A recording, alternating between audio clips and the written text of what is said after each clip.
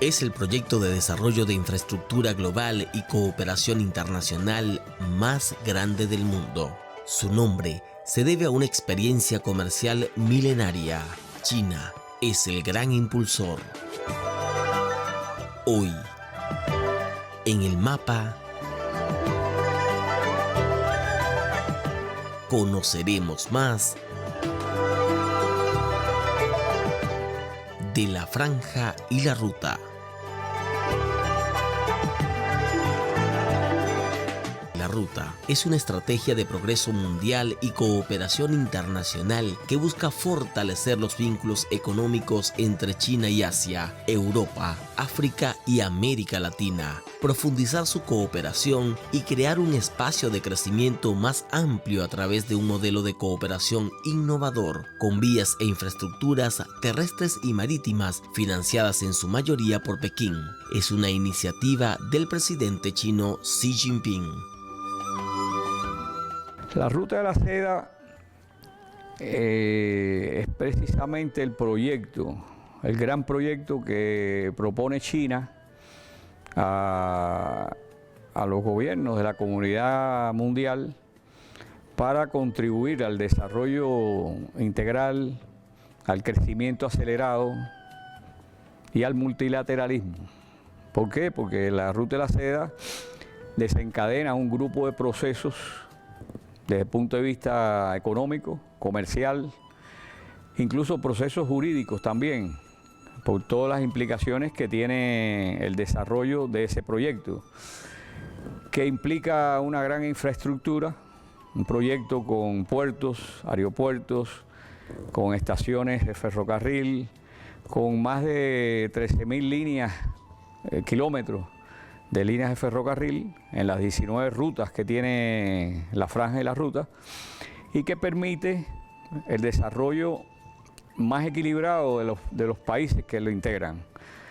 Hay 151 países que forman parte firmados con China de la franja y la ruta, y eso implica que por donde pase la ruta, la franja se puede ir ampliando en la medida en que los países que integran van produciendo desarrollos de proyectos internos.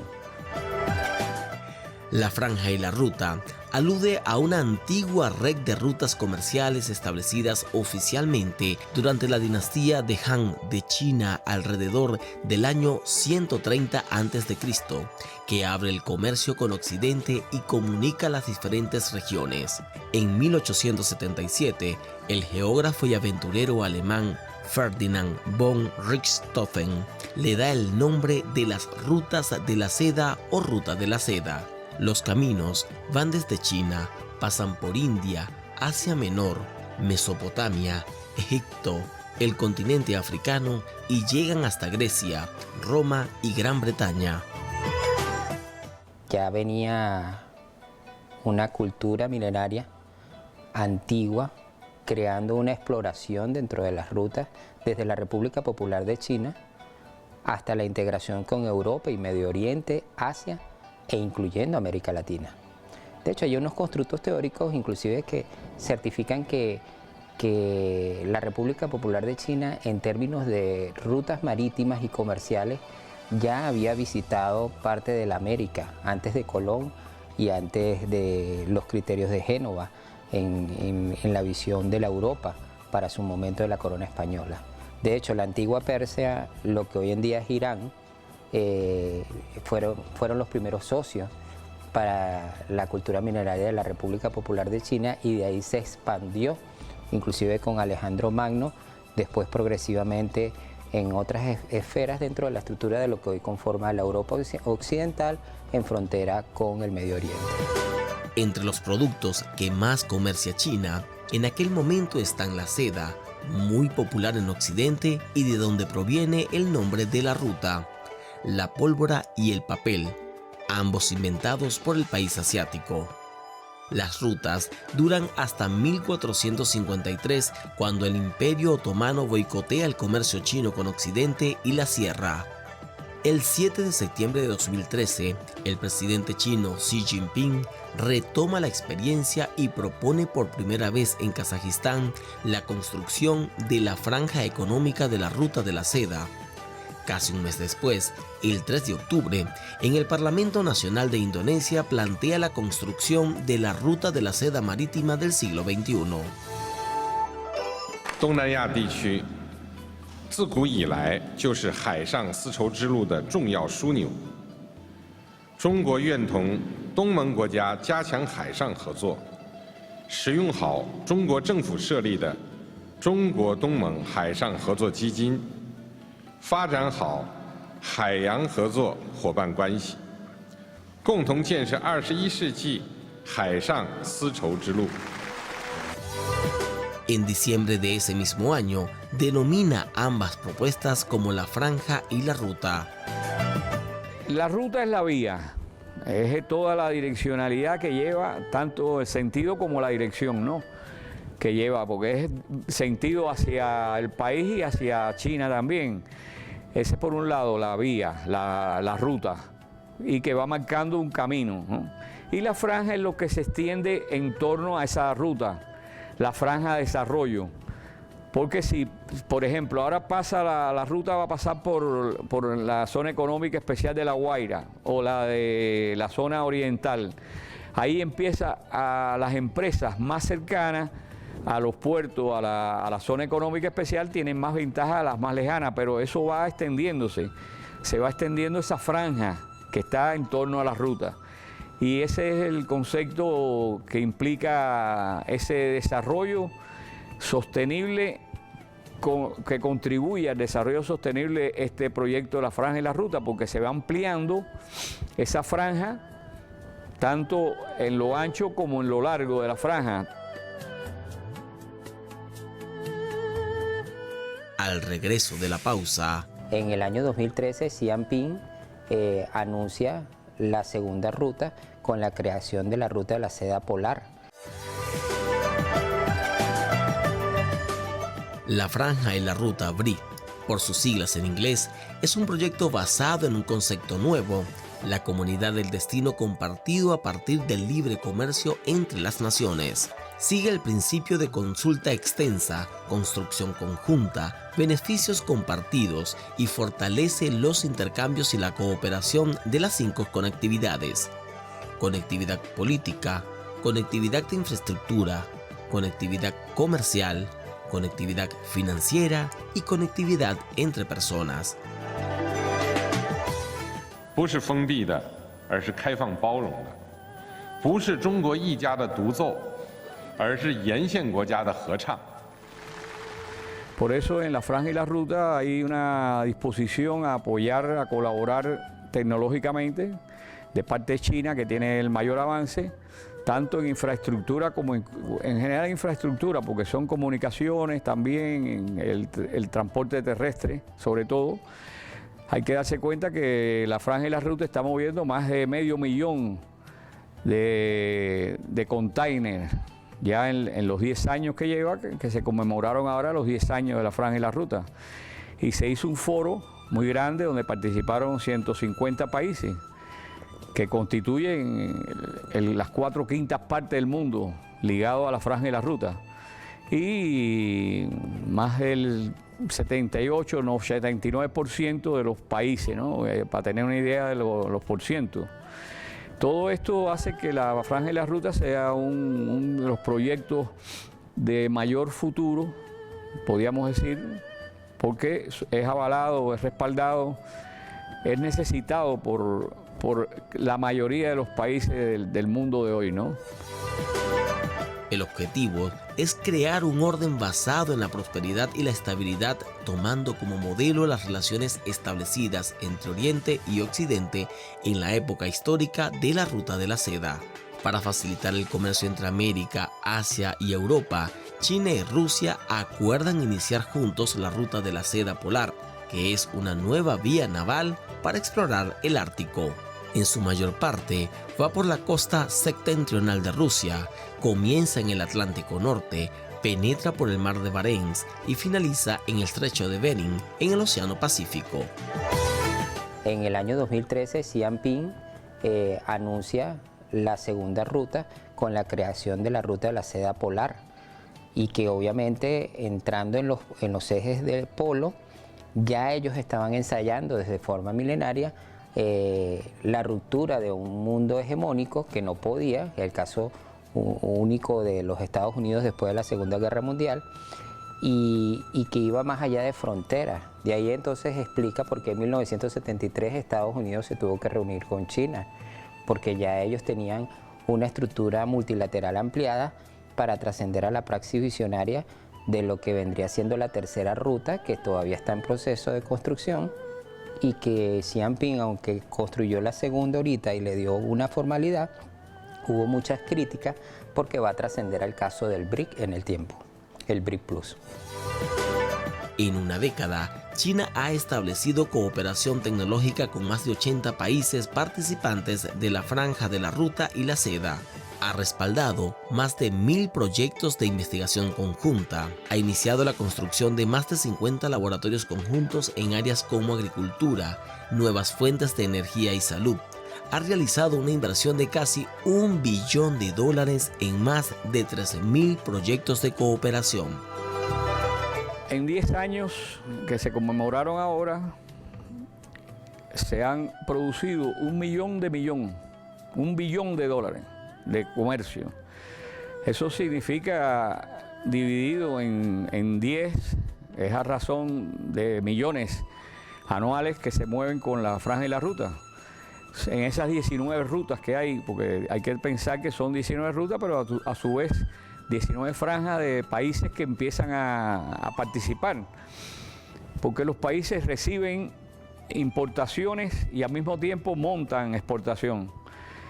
Y eso tiene que ver con toda la infraestructura que internamente requiere el propio país, desde el punto de vista de aduanas, desde el punto de vista de puertos, aeropuertos, comunicaciones fluidas y una serie de cambios jurídicos, porque hay que cambiar legislaciones que también se ponen muy en relación con lo que acordaron los BRICS. El combate al burocratismo, la corrupción, el terrorismo, el narcotráfico son algunas de las condiciones acordadas por los países miembros de los BRICS Plus, quienes están marcando la dirección del mundo, reconocido por el G77 y el G20, buscan romper con la hegemonía del dólar. Si bien es cierto que ya los Estados Unidos no puede mantener el control en su estructura, en las barreras no arancelarias en el comercio ha generado mucha inconsistencia con el uso de los medios de pago, que es el dólar. Y sobre todo sabemos que el principal acreedor de los Estados Unidos es la República Popular de China. Casi que todo lo que produce Estados Unidos, el 90% de su deuda pública externa, está adjudicada a la República Popular de China. También hay que decir que la Franja y la Ruta tiene un respaldo muy fuerte en la Organización de Cooperación de Shanghái, que podríamos decir que es el brazo armado, el brazo nuclear para cualquier enfrentamiento que sea necesario y defensa, ¿no?, que tenga los países miembros de todos estos procesos. En la Organización de Cooperación de Shanghái, que fue la que empezó el año 2023 a marcar una serie de lineamientos y que después fueron también continuados con los BRICS, que se aumentó a 11 países, que tiene que ver con la Franja y la Ruta porque son parte también de la Franja y la Ruta. Son los países que controlan la mayor energía mundial, los países que tienen la mayor capacidad de barriles de petróleo en potencia, más de 600.000 millones de barriles de petróleo como reserva probada, el doble que Venezuela. Los países que deseen pertenecer al proyecto de la Franja y la Ruta tienen que hacer algunas tareas. Primero, profundizar el tema de su soberanía energética, sostener la nueva estructura de la soberanía monetaria, ¿sí?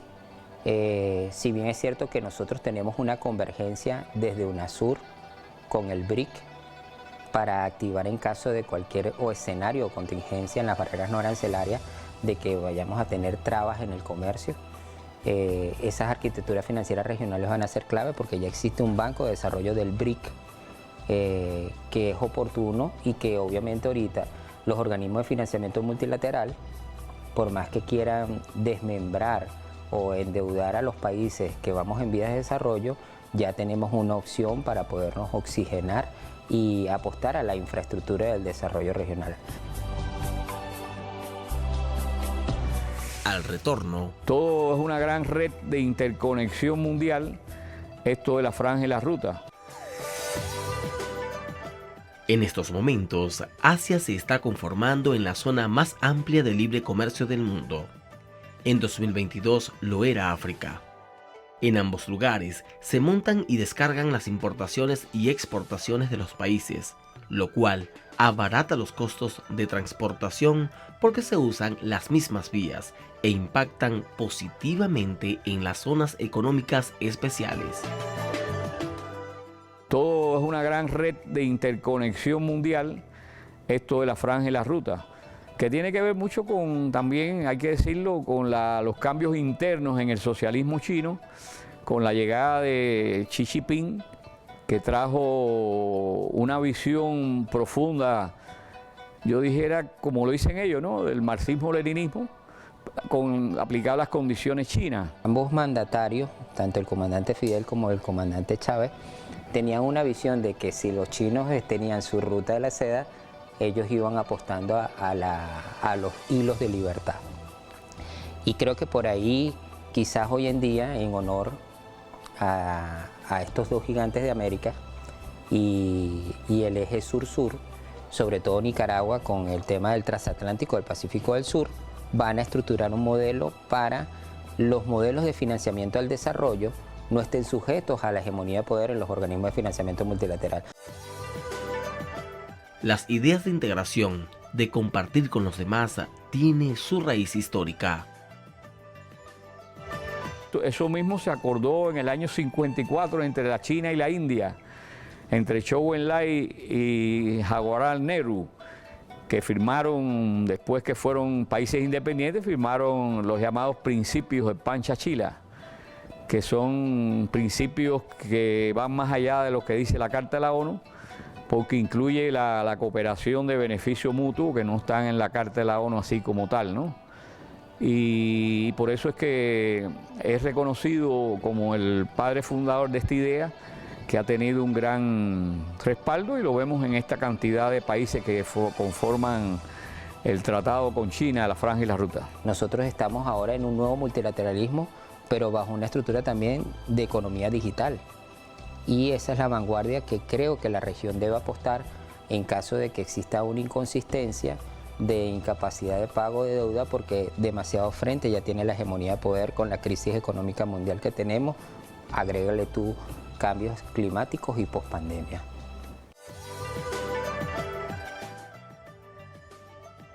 Los proyectos de la franja y la ruta contribuyen a incrementar las riquezas donde están las clases dominantes y empresarios, pero también favorece la generación de puestos de trabajo. En los últimos 10 años se han creado más de 4 millones de empleos, en particular en las áreas agrícolas, de industrias y extractivas. Son cifras volumétricas, ¿no? Y eso hace que haya cierta aceptación.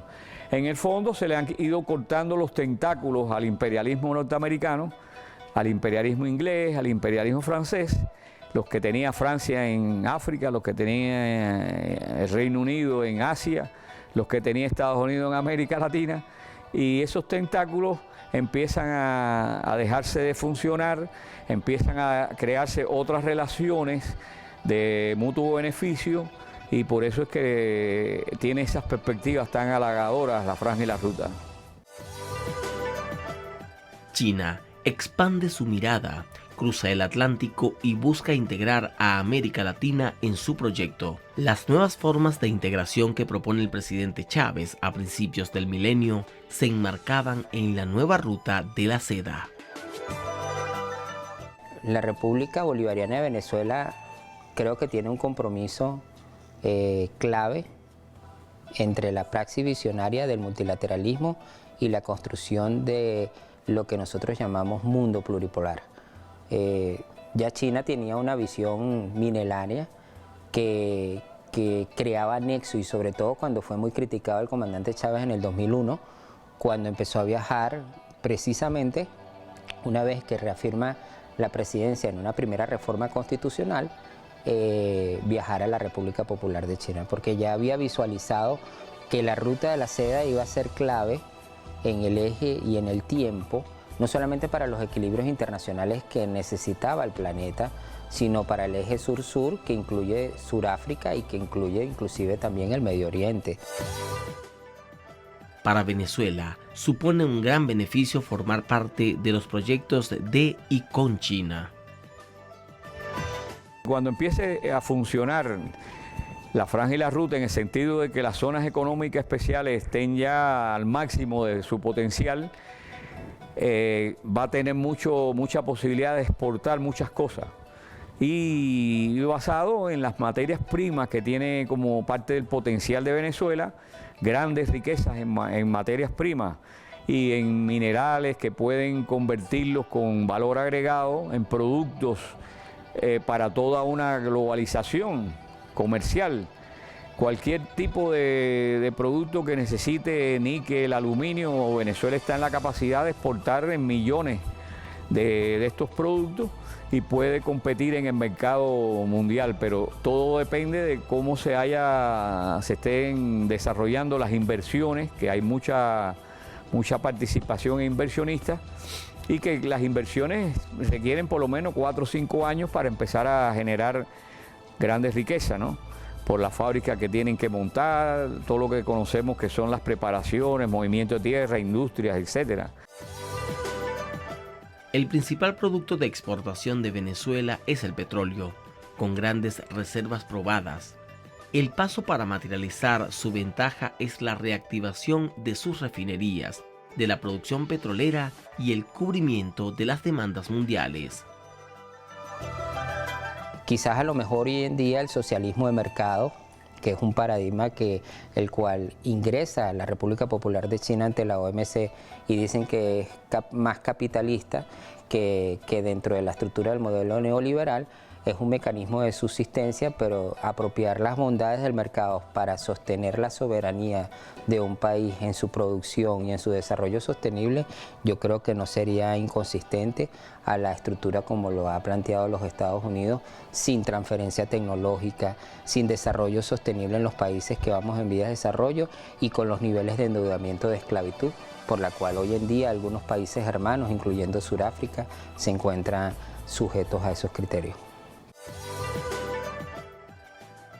Mientras los países occidentales capitalistas con economías fuertes buscan dominar y en ocasiones destruir, la propuesta asiática ofrece beneficio para todos con respeto a la autodeterminación.